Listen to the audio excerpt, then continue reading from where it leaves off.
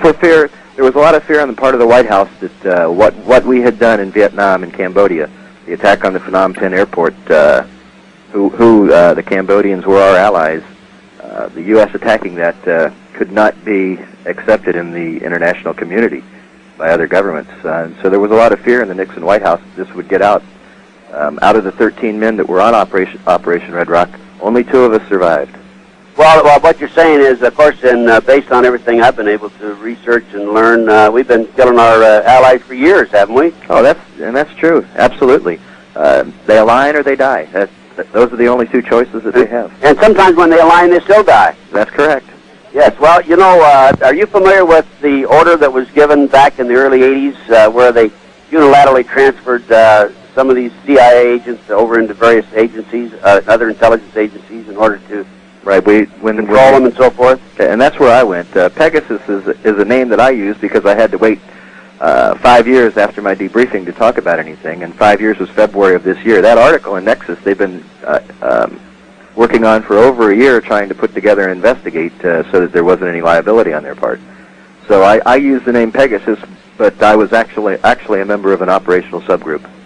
Well, now, wasn't Pegasus established kind of as a secret organization within the CIA? In other words, secret agents within the secret agents to spy on the others? That's correct. Our primary function in Pegasus was to spy on the spies to make sure that they didn't get out of line.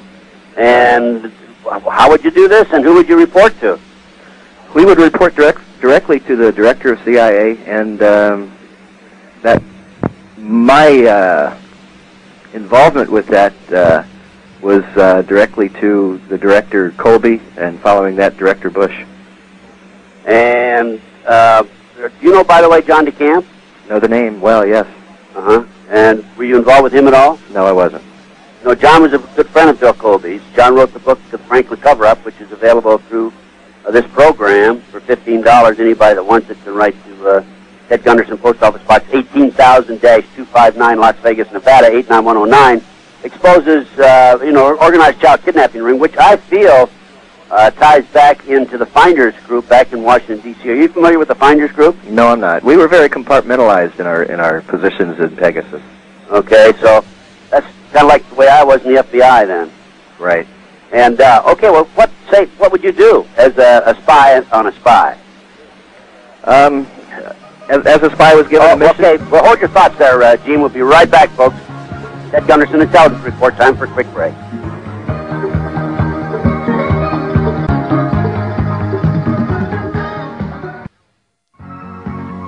And we're back, and I have my guest, Gene Chip Tatum, 25-year CIA.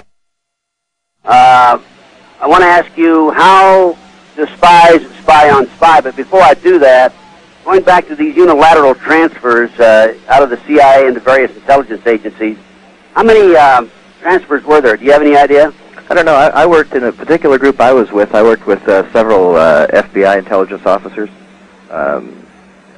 and Defense Intelligence Agency personnel. Well, now, were you transferred into another agency for a cover? Like a lot of these fellows have been going into the Department of Energy, and when they need them for an assignment, they pull them out of there and send them around the world. Were you one of those types?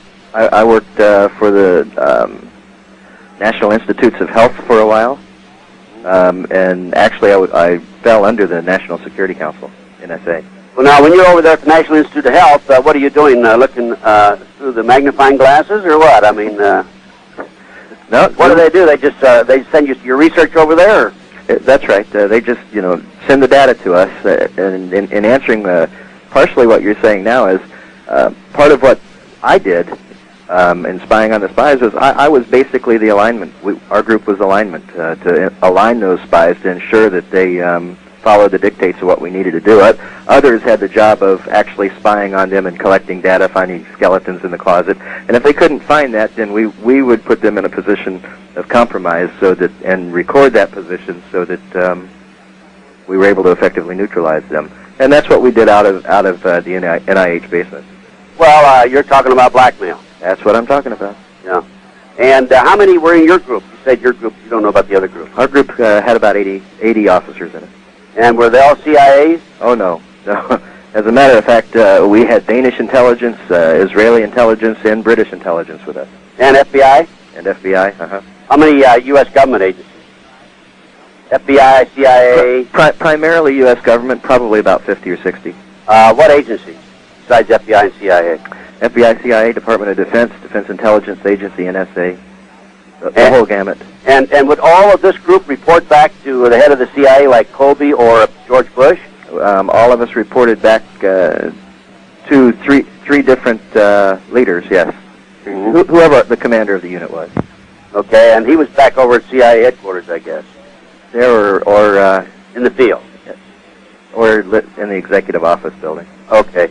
And so let's say that you, as a spy spying on spies, wanted to find out about Mr. XYZ CIA, whether or not he was complying with instructions, regulations, etc. Would that be what you'd do? You go check him out, run surveillances on him, or what? That's part of what the groups would do. I wasn't involved in that portion very often. On occasion, I would be. The best way to spy on a spy is to give him a more exotic mission to work on, something that he has complete control himself on, to see how he operates, see what he does, and we would send a man along in the background to keep an eye on what's going on. Usually it was a setup anyhow. Well, now, how would you do that? I mean, what would he be doing? What kind of a mission would you give him? Perhaps an intelligence mission well, let me give you one specific example. An intelligence mission in Amsterdam. We sent a man to Amsterdam to collect some data. He was a CIA man. We needed some information on two of the leaders in Amsterdam. He was given carte blanche on what he was to do, and we approached him with Israeli intelligence personnel to see if he would sell off some of the information that he was gathering, and certainly he did. Oh, so he was a traitor to the country then? That's what he was. So used the pretext of being Mossad, is that what you're saying? That's correct. Well, no, we didn't need a pretext. We had him right in our office. With us any longer. Well, did he go to jail, or is he a whistleblower, or what? Normally, those men would not go to jail. We had another place for them to go. Bye-bye, huh? That's right. You're talking about assassinations, killings. That's correct. Okay. And, let's go back to some of these other agencies. Like, did you have DEA in this group with you? We didn't have DEA with us, and on several occasions we supported DEA in ATF operations. My particular expertise was I can fly a helicopter into a country and out of a country. I can fly an airplane into a country and out of the country with my ATC back. Are you also were you trained through Special Forces then? Yes, I was. Okay. Tell us a little more about your training besides that in Special Forces. Oh, gee. Firearms, of course. Firearms, NBC. Electronics training, heavy electronics training. Meaning wiretaps and all that sort of thing? That's correct. Uh-huh. Nuclear, biological, and chemical training, how to utilize the weapons properly, maximum utilization of weapons, and so forth. And how about going behind enemy lines, and then going into a house, say, at night, and them not even knowing you're there? E&E training, sure. That's happened to me, by the way. Yeah. I've noticed several times. I've noticed something disappeared off my desk, and I figured the boys were in visiting me. Mm-hmm. Would that be normal? The boys are busy. That's correct. Would that be normal for somebody like me? Sure. As an FBI agent, as any intelligence or law enforcement agent in the United States, you were one of our targets. Uh-huh. And I'm probably a target right today, aren't I? I would say you probably are, Ted. Well, I've seen every signs of it. Yes. Yeah. So you had something you wanted to mention? Yes, I've had, visits. I think Gene could tell you who Bill Kelsall is, William Kelsall. I've also had the same thing to where they've tried from time to time to come in to siphon material, should we say. Well, I put a letter on my desk one night, right on top, because I was going to fax it first thing in the morning, and I got up the next morning, it was gone. And, but I've seen other signs, too. On one occasion, I know they put a penny on my bed. Did that mean anything to you, Gene? Did you put a penny on my bed at the foot of the bed? No, not necessarily. Different agents had different calling cards. That was just calling cards then? Yes. And did they usually leave little calling cards behind when they do that? Sure. The saying with a penny is your life isn't worth a penny. Oh, is that what it is? That's what it is. Well, it's worth a lot more than that to me, I think. And I got news for him. I'm not through either. I haven't done all my whistleblowing either. So would they have, for somebody like me, would they have one guy assigned to me, or would they have a team assigned to me? Depending on the mission and the goals of the mission, you may have a whole team assigned to you. You may have one person. You may have people coming in and out of your life, you know. Not necessarily full-time, just, you know, here, let's spend a week with this guy and go after him. There's so many out there that we had to align. Okay, we'll be right back, folks. Ted Gunderson, Intelligence Report. No question about it.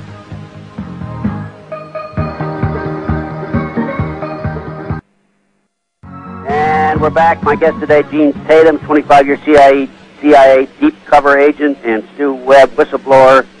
And Gene, say if I travel city to city, would they put different fellows on me as I move around team me? It's where you don't have the same faces around you at one time. If you get on a one-way trip from here to, say you leave Dallas, you're going to Denver, and you're stopping through Chicago or something, we'll have a man with you from Denver to Chicago, and then another one from Chicago on into... Right on the airplane. Right, and then another one will pick you up on the ground in Denver. And then they run a surveillance that way. Sure. Yeah, well, I've known of surveillances on the airplane. I was suspicious of it because of certain situations and actions that took place.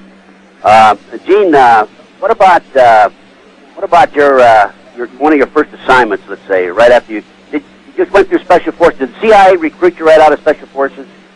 No, Special Forces afterwards. As a combat controller, we were put through Army Special Forces schools. To include, as a matter of fact, even to include diving school.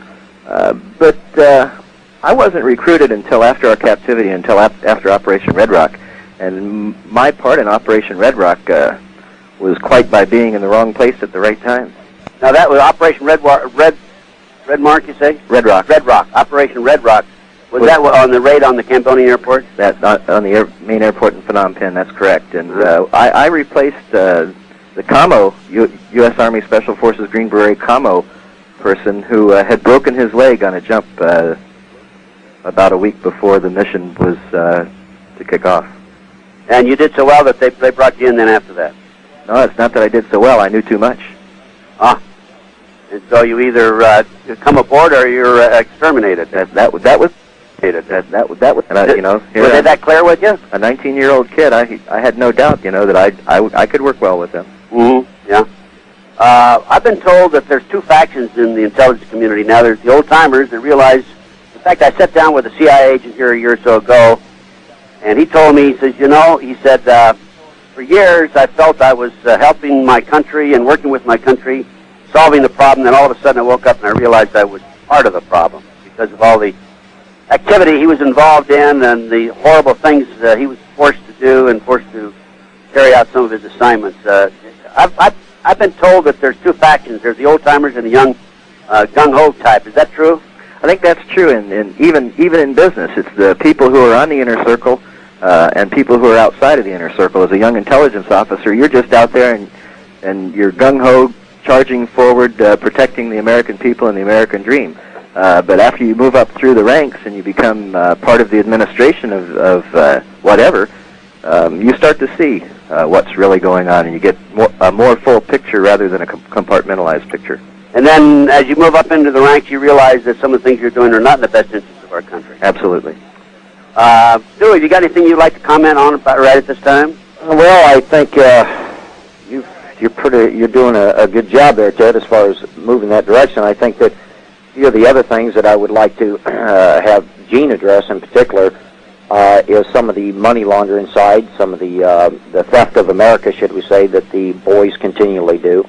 Yeah, I want to get into the details as we go along, but I wanted to establish some background. Maybe on Fruita, Colorado, and the Gulf War syndrome and some of the things there that Gene's more familiar with as well. Yeah, I want to get into the details as we go along, but I wanted to establish a little background on their operation, their training, and the way they operate. Right? Have you got any other thoughts on how you're establishing this base from which we can work?